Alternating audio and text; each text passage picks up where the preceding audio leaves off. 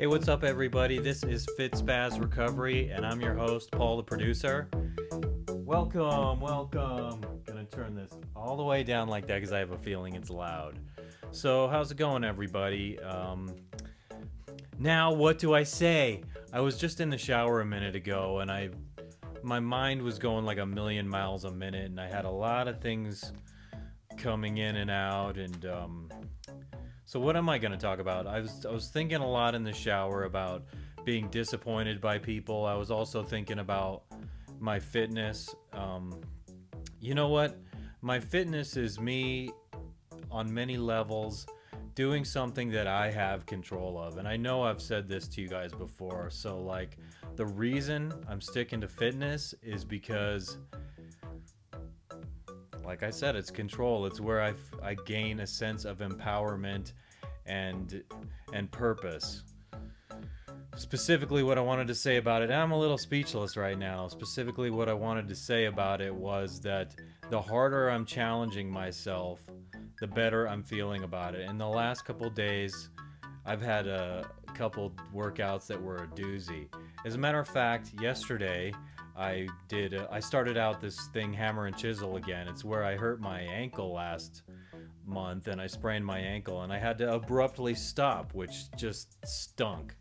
But happy to say a month later, I'm not 100% perfect, but I am well enough to start again. And I've been pushing really hard. My attitude has been like, I'm getting better at this thing. That is the whole point. That's the whole purpose.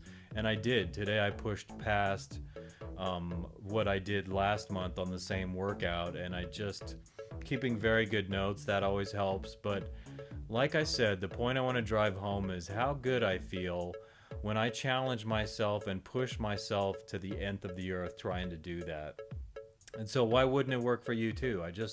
I'm hoping in the course of doing these shows that consistently I'm going to come along and do shows and people are going to be like, hey, I want to do this too. So I want to help you get going in one form or another. My name is Paul, and you can send messages to paul@fitspaz.com.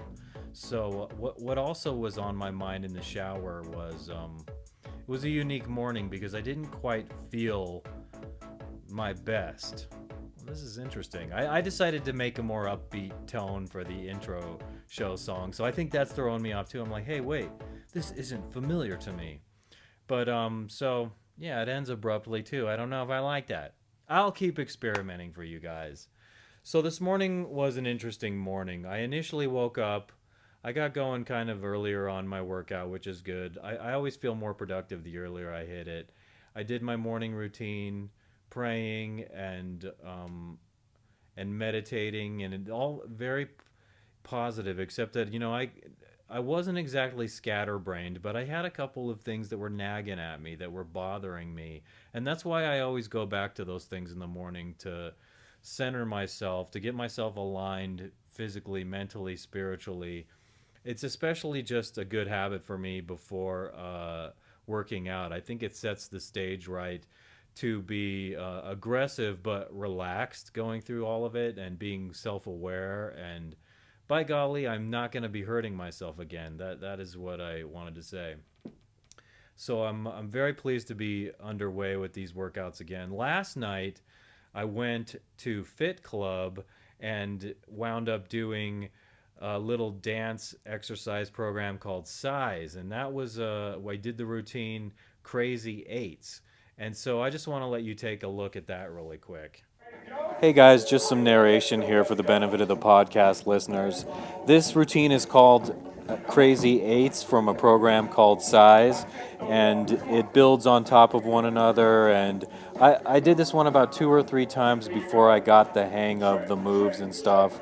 And then now it's like what you see is like a constant loop from beginning to end for 30 minutes. So it gets the heart pumping. You get super duper warm and toasty, and I was sweaty. I was literally dripping sweat, more than my traditional workouts, but it's a lot of fun. The host, Sean T, is exceptionally fun and funny and upbeat.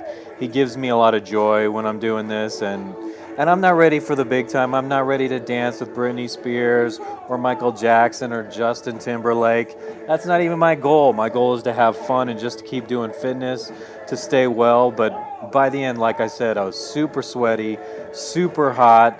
And what can I say? I really love this program. One more time. So, you know what? There you go, you guys. You just saw me dance, and I wouldn't ask you to do anything I'm not willing to try or do myself.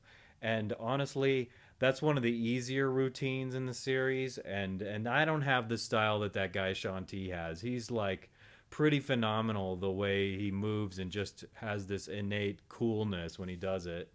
Sounds a little like Fonzie sometimes because he goes, "Hey, hey," and if you saw where I'm like jumping on my left foot like this, that is the hardest part of the whole workout, especially when he's first showing you the move. It's like you keep doing that jump and it's like, oh, whoa, this is tired. But let me tell you, it's dance, it's fun, but don't don't think that it's not a challenge. By the end of the 30 minutes, you don't get a rest. It's that constant loop of what you're seeing in that dance routine, and it's like, holy cow, this is amazingly challenging keeping it going.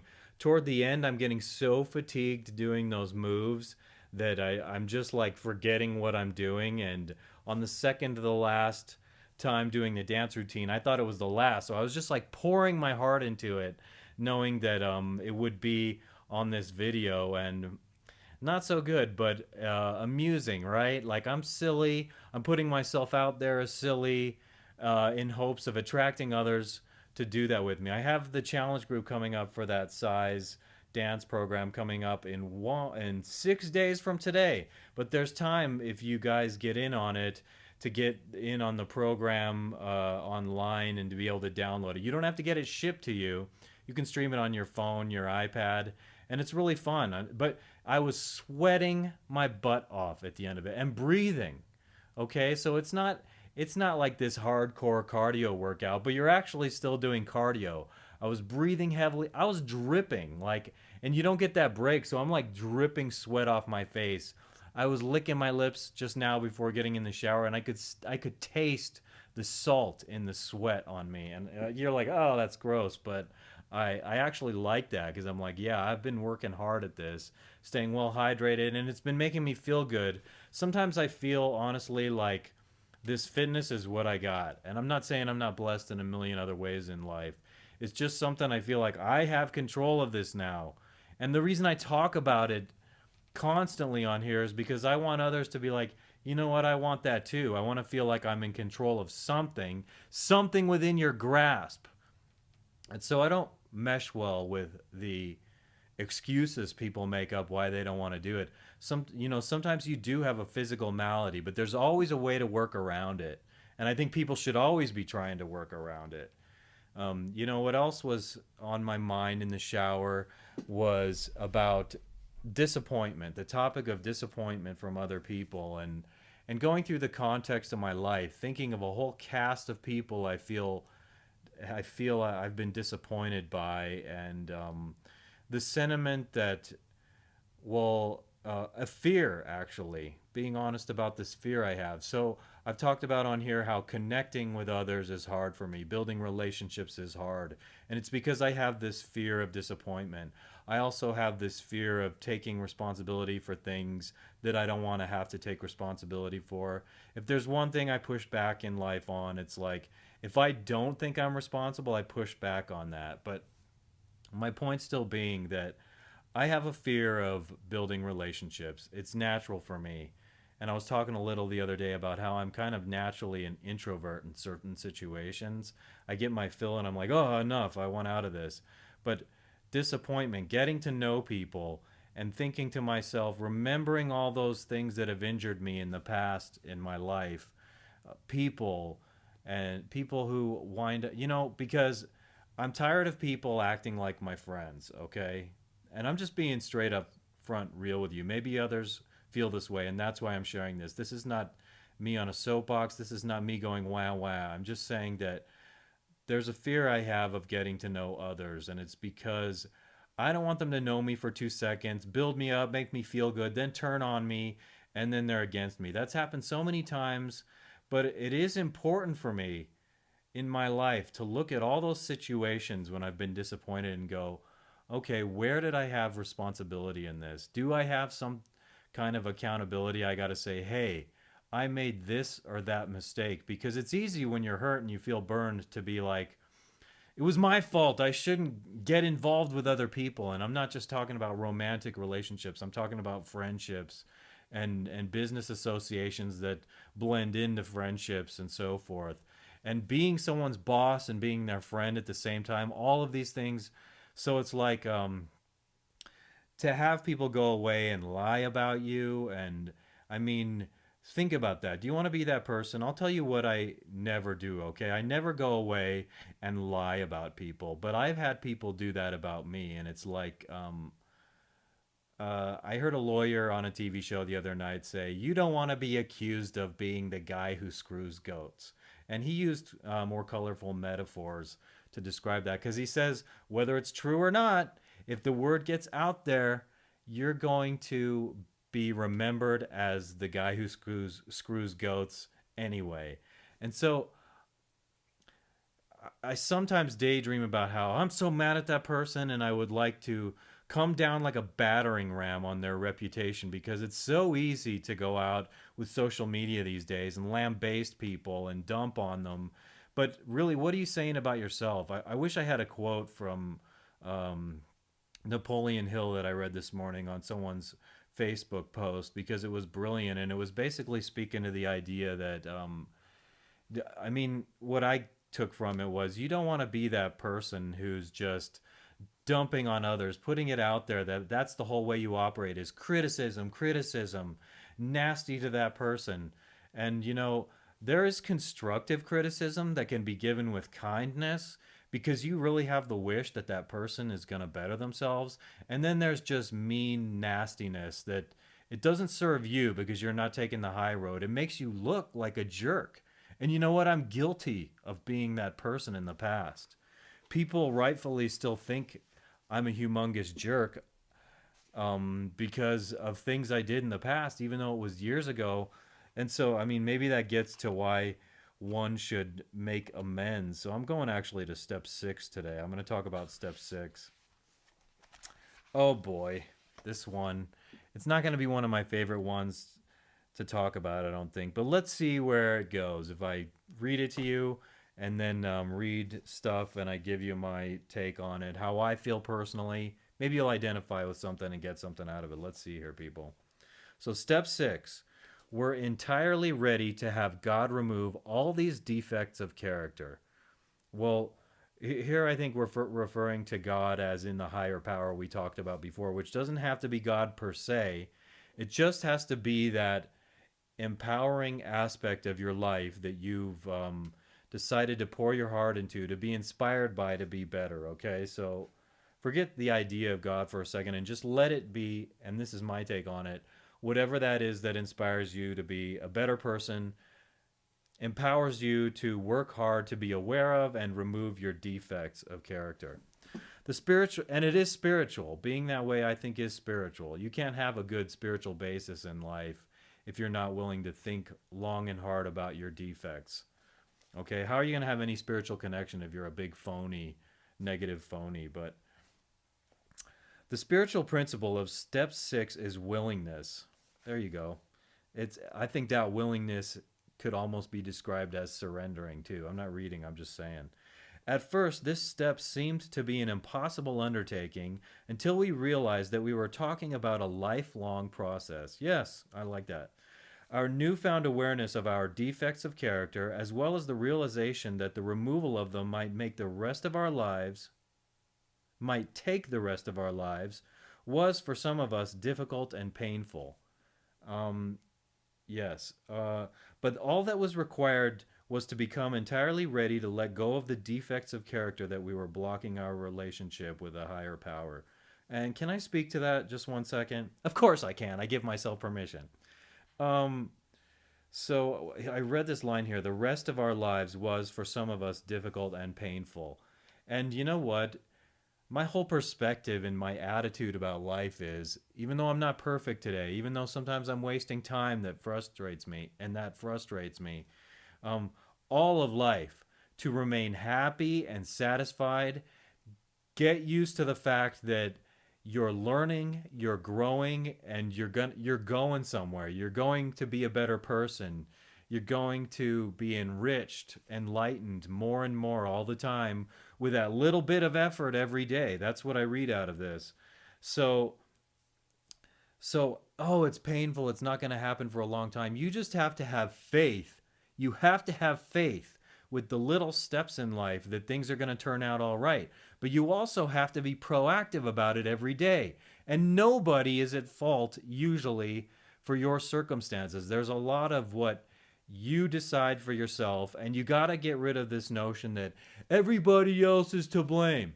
And good things do, or bad things do happen to good people, is what I want to say. So if you get hit by a drunken driver and paralyzed, that's obviously not what I'm talking about. You have been injured by someone else, and that has nothing to do with you. I'm talking about being empowered over the things that you do have power over. Okay? I think that's vital.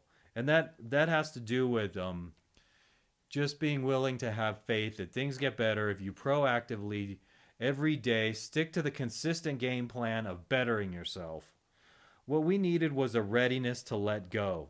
And I think that's letting go of the negative, letting go of the bad, and an openness to allow our loving God to do deep and lasting work in our hearts and minds.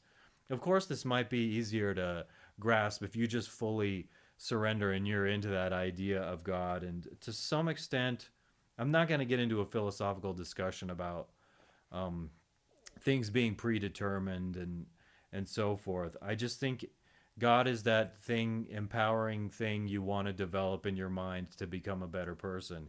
You don't have to agree to every aspect and every tenet of everybody else's idea of God. You have to to me it's the whole idea of personally what it means to you. Character defects are by their very nature expressions of self-will. We realized that by practicing them it was impossible to practice spiritual principles. We could no longer afford to deny or suppress our defects with drugs or self will. We became responsible for recovery and for letting God work within us. So take drugs out of the equation really quick, okay? And you still have a lot of sick people out there because I do think drugs, as I've said, obfuscate the ego of the person. It makes you more selfish, more narcissistic. But if you take drugs out of the picture completely, you can still have people develop that really selfish attitude about things. So to me, the open minded person, this should speak to you whether or not you're doing drugs. Anyone doing it's neither here nor there. If you do drugs or not, you should be able to get something out of this. There I go with the requisite backwash while I'm on the microphone. Do you love that sound when I hiccup and burp? Yes, I know you do. So you love it and you want to hear more of it. For many years, we did not recognize our defects of character as such. In fact, we often relied on them in much the same way that one relies on a crutch. They were coping mechanisms. That's right.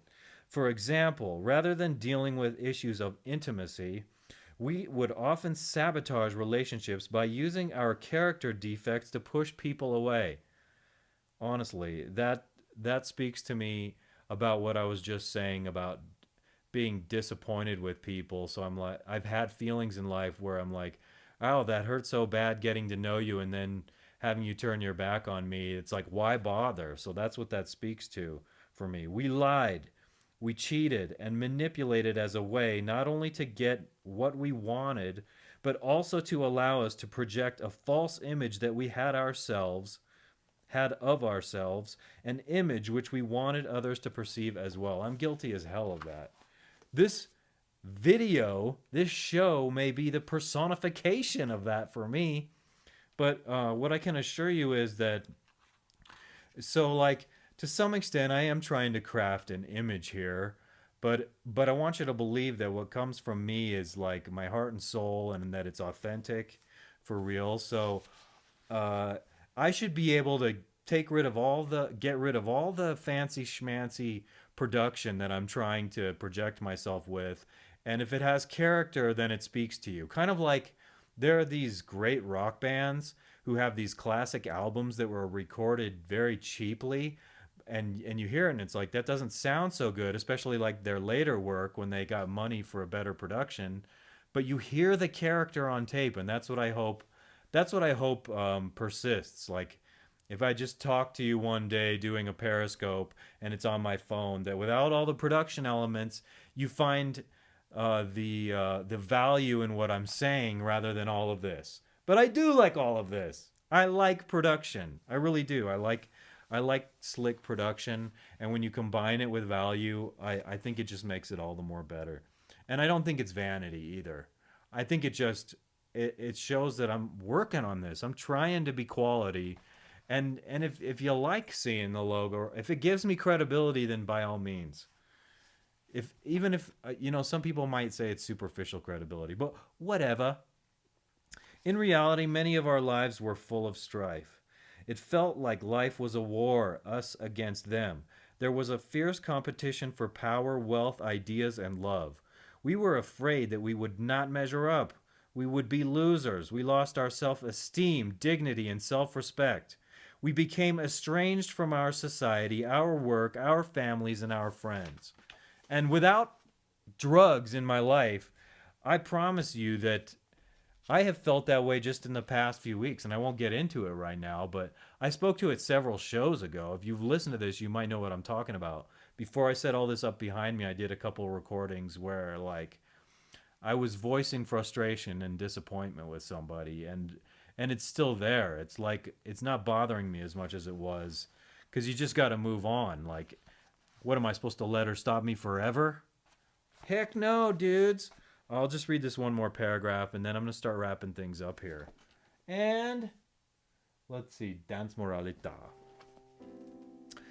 At times, some of us would not accept limits to our needs, passions, and ambitions. We lost sense of social harmony. God, am I guilty of that. We paid little attention to our means, our consciences, yeah, that sounds right, and or our faculties. We welcomed the label outlaw. That's like this is written about me. We dared society to discipline us by ignoring its laws, norms, and customs. And in some senses, I still think we gotta break rules. It's necessary to break rules. Sometimes it's not even, you're just living your life because that's a cultural byproduct. And so when it comes to laws and norms, sometimes those laws and norms are wrong and they need to be challenged. But notwithstanding that, as far as drug use, boy, was I just like, yeah, I'm an outlaw. Come on, man. Honestly. And so, but in the context of excessive drug use, where you're drug addicted and you're abusing yourself, you got to realize it's bad when and where. But sometimes bad laws need to be stood up to. Honestly, that part of me is never going to change. Never! Then, we were outraged and surprised when society acted against us. Yeah, I was outraged, but I wasn't surprised. It's fully what I expect. It's fully what I expect. So, that surprised portion there, that does not apply to me. Fatalistic. Whatever. I'm going to stop there, people. I'm Paul the producer. This is FitSpaz Recovery, where I talk to people. I want to help you with your health, your fitness, and I want to help keep you sober. Give you a perspective that comes uniquely from me. I'd like to talk to you too, so if you want to get on here, I want you to send me a message and let me know that you want to talk about your journey getting sober. It takes courage, but I admire you for doing it. So send me a message to paul@fitspaz.com.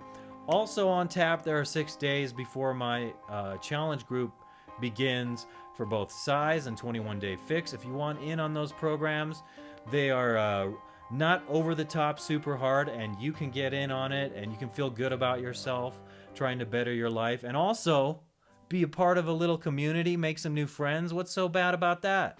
Come on, people. paul@fitspaz.com is where you can reach me.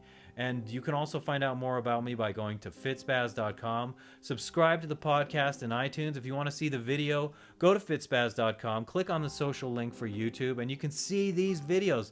Look how pretty those colors are, throwing the light on me. soaking up all the additional credibility above and beyond the value I really hope I'm giving you. Seriously. So I'm gonna go to outro here, my friends. Oh, hey. Dude, that's not what you're supposed to be. So there we go. What? Okay, that's right. And now, like good production and planning, out the window, we say.